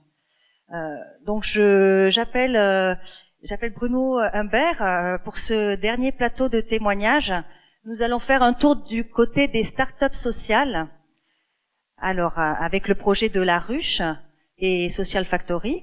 Et nous avions aussi donc prévu, comme c'est écrit sur le slide, Thierry Tabois qui s'excuse et qui ne peut être parmi nous. Ce matin, il a été obligé de décommander pour des problèmes de santé. Qui était donc le vice-président RSE Orange Group. Et voilà, on souhaitait en fait faire témoigner ces deux partenaires de longue date. Mais donc du coup, j'imagine que tu pourras nous dire quelques mots sur la vision d'Orange de ce partenariat et pourquoi ils souhaitent participer avec vous. Alors, très rapidement, je présente donc Bruno Humbert. Après un démarrage en management dans les grands groupes, vous êtes devenu ce que l'on pourrait appeler un serial entrepreneur social. Oui, c'est pas un serial killer, mais c'est un serial entrepreneur social. Donc, co-créateur de La Ruche en 2008, créateur de Helloasso, plateforme de crowdfunding, billetterie. J'imagine que les associations présentes ici connaissent, et d'ailleurs nous, à la JCE, on l'utilise fréquemment. Créateur aussi, donc, de la Social Factory, incubateur de start-up sociales, et qui organise aussi des formations et plein de choses pour appuyer les porteurs de projets. Donc, voilà, tout d'abord, on n'a pas fait cet exercice ce soir, mais donc c'est Bruno Humbert qui va s'y coller, un petit elevator pitch pour présenter en 1 minute La Ruche. On a préparé, vous en faites pas. La Ruche, c'est 2 métiers. Il y a toute une partie, on va dire, coworking. Ce sont des gens qui viennent, qui louent des postes de travail. Et bien évidemment, ces entreprises sont des entrepreneurs sociaux. Et l'autre partie, c'est une partie lab, à l'intérieur de laquelle il y a une partie incubateur et formation. L'intervieweur est dépassé par les événements. Et donc, du coup, Social Factory est venu appuyer. Est-ce que tu peux nous en dire plus sur déjà sur les thématiques et les exemples des projets incubés, pour vraiment qu'on puisse se rendre compte de la grande diversité des projets qui sont incubés? Alors la Social Factory, elle est née d'un constat, c'est-à-dire qu'il y avait quand même beaucoup d'entrepreneurs qui venaient nous voir avec des projets, en tout cas des potentiels entrepreneurs, et qui nous disaient: je peux pas payer La Ruche, est-ce que vous pouvez me faire gratuitement? Alors forcément, c'était pas possible, puisque le modèle économique faisait que le gratuit n'était pas intégré dedans. Et on a eu l'idée de créer tout un parcours de formation et d'accompagnement pour ces jeunes porteurs de projets. On a eu d'abord un premier mécène qui nous a passé une commande qui s'appelait SFR à l'époque, déjà la téléphonie. Alors moi j'étais très très impliqué dans l'accompagnement des patrons de téléphonie sur leur modèle d'engagement, donc je les connaissais bien. Donc là, SFR nous a proposé de faire un concours qui s'appelait SFR Jeunes Talents Entrepreneurs Sociaux, et on a créé un parcours d'accompagnement ad hoc pour ces jeunes porteurs de projets. C'était SFR qui finançait. On a appelé ça la Social Factory, ça s'est multiplié. Après, on a fait d'autres parcours d'incubation. On a aujourd'hui le Digital Impact, on a des entrepreneurs féminins, de l'entrepreneuriat féminin qui s'appelle les Audacieuses. Et une des grandes spécificités, c'est que pour une bonne partie de l'incubation, on va sur des gens qui en sont au stade de l'idée. Alors, ils passent des steps, ils passent des barrières, des jurys, etc. Mais ils en sont au stade de l'idée, un peu construite. Et ça, c'est vraiment un grand moment de solitude où on a une idée, on sait à peu près ce qu'on veut faire.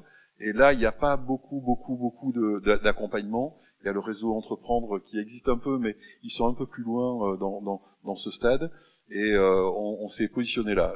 La vie a fait que d'autres grandes entreprises sont venues nous solliciter pour les accompagner sur des projets plus matures.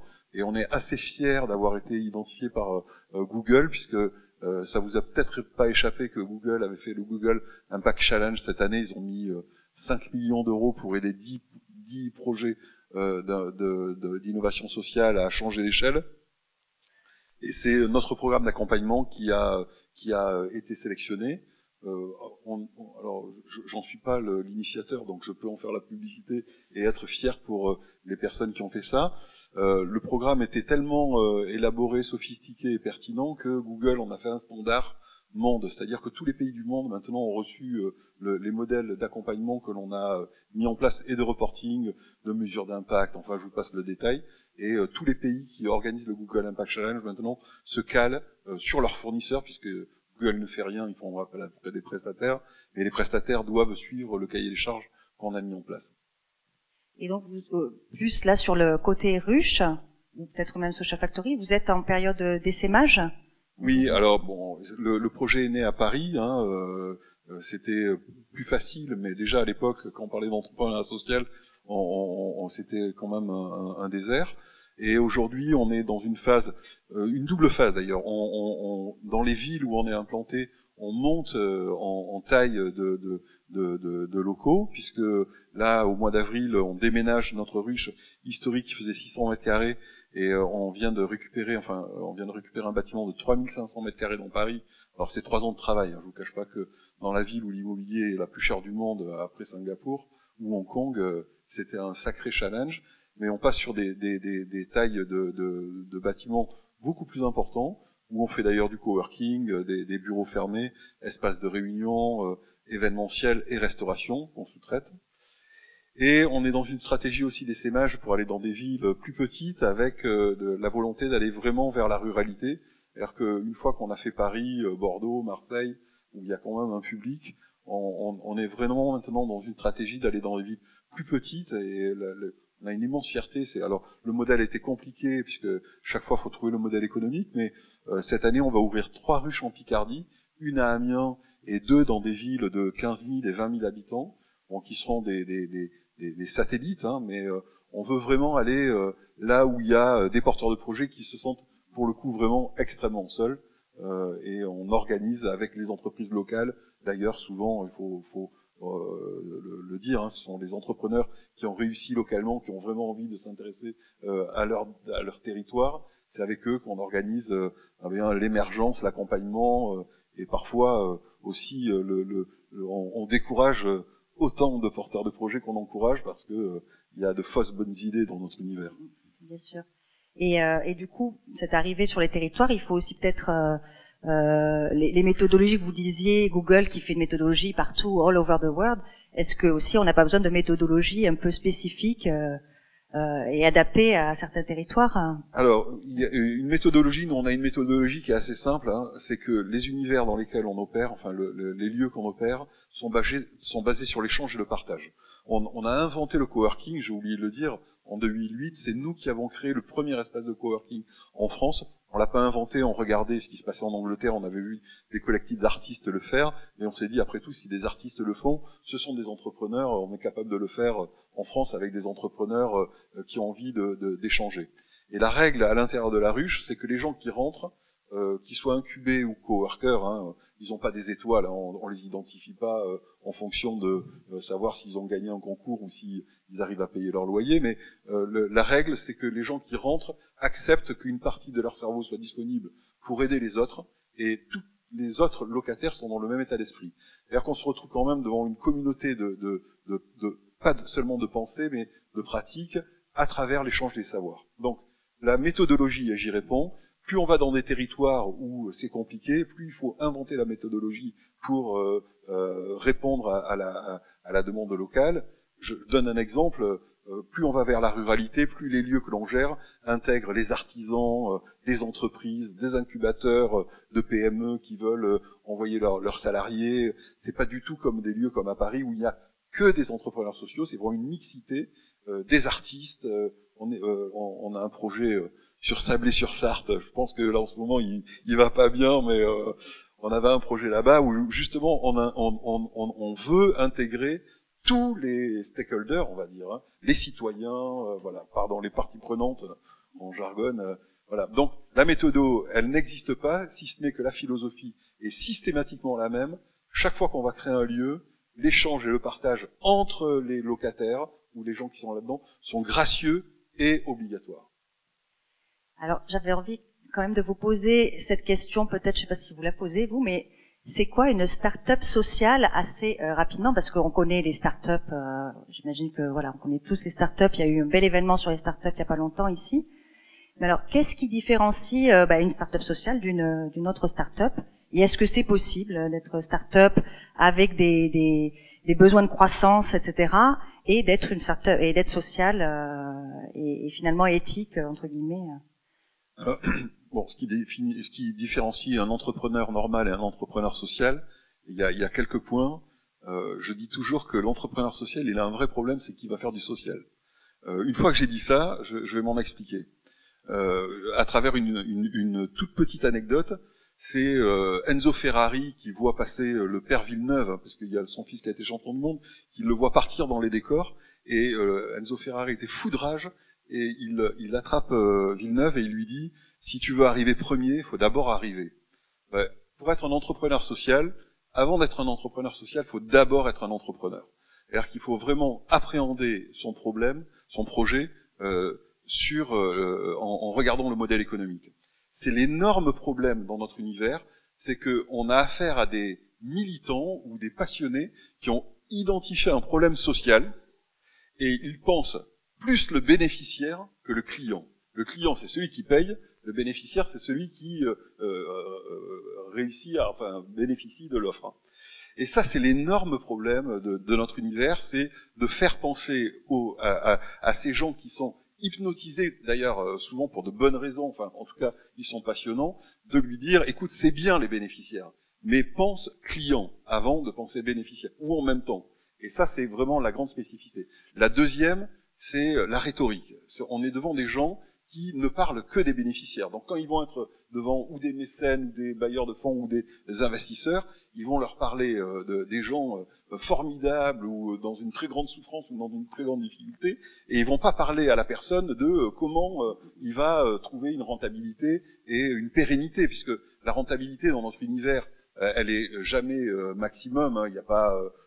c'est pour ça que pour nous, les statuts n'ont pas d'intérêt. Il n'y a jamais personne qui a fait fortune. Si, on en a un qui est parti aux États-Unis de la ruche, et il vaut déjà presque 100 millions d'euros, mais c'est une exception. Tous les autres, il y a peu d'argent, et la rhétorique sur « oui, je suis un entrepreneur, oui, je sais dépenser de l'argent, oui, que je sais aussi en gagner, et je sais le gérer », ça, c'est vraiment la spécificité de notre univers, c'est qu'on a affaire à des gens, des publics qui sont passionnés, voilà. Et souvent, suivant la fameuse phrase, à l'intérieur du marché, il y a des niches. L'entrepreneuriat social est une niche, mais parfois à l'intérieur de la niche, il n'y a pas de marché. Et les fausses bonnes idées, il y en a énormément. Merci Bruno. Alors peut-être juste une dernière question sur Orange, qui n'est pas là, Thierry Tabois n'est pas là avec nous. Est-ce que tu peux nous décrypter un peu leur intérêt, pour faire court, hein, puisqu'on est là pour ça? Quel est l'intérêt d'Orange à participer, qui est très impliqué dans plein de problématiques de social business? Quel est leur intérêt? Qu'est-ce qu'ils ont? Est-ce que c'est de ça qu'il s'agit, hein? Quels sont leurs enjeux à eux? Alors, Orange, le partenariat qu'on a eu, il s'appuie sur 4 piliers, mais il faut d'abord remettre dans le contexte, c'est que Orange a une stratégie d'ailleurs assez intelligente en Afrique. C'est devenu un acteur économique majeur, hein. C'est vraiment un géant en Afrique, on le sait, on le voit pas d'ici.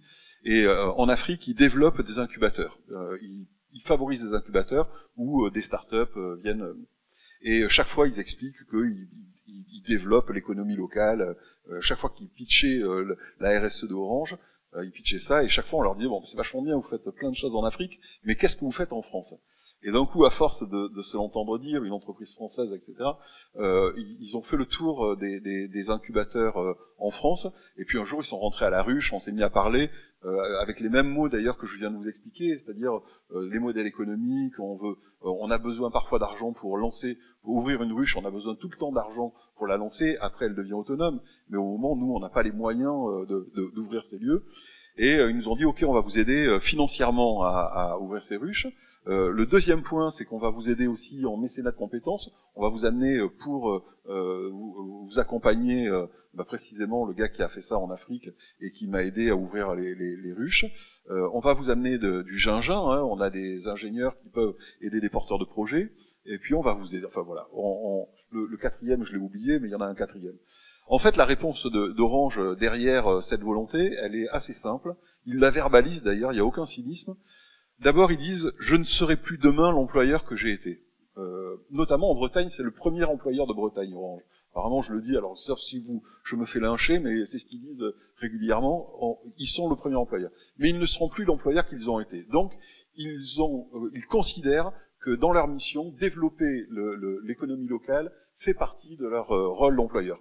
Parce qu'aussi, les gens qui travaillent, c'est les clients. Donc, ils y ont aussi cet intérêt. Ils ont un autre intérêt, c'est que ils ont régulièrement des discussions avec des élus pour installer des antennes, faire des BTP, enfin faire des tranchées, etc.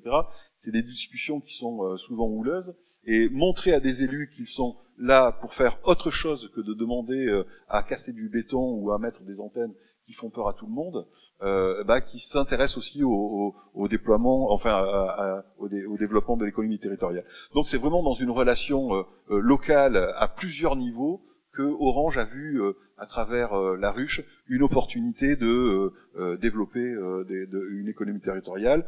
Les deux villes d'ailleurs, on les a identifiées ensemble, ils nous ont dit voilà, nous on a des enjeux à Bordeaux, on a des enjeux à Marseille, est-ce que ça te pose un problème si on développe là? Et on a été voir les maires de ces villes en leur disant avec Orange on voulait participer à la création d'un lieu qui développerait tout un écosystème. Merci Bruno, merci beaucoup pour ces éclairages.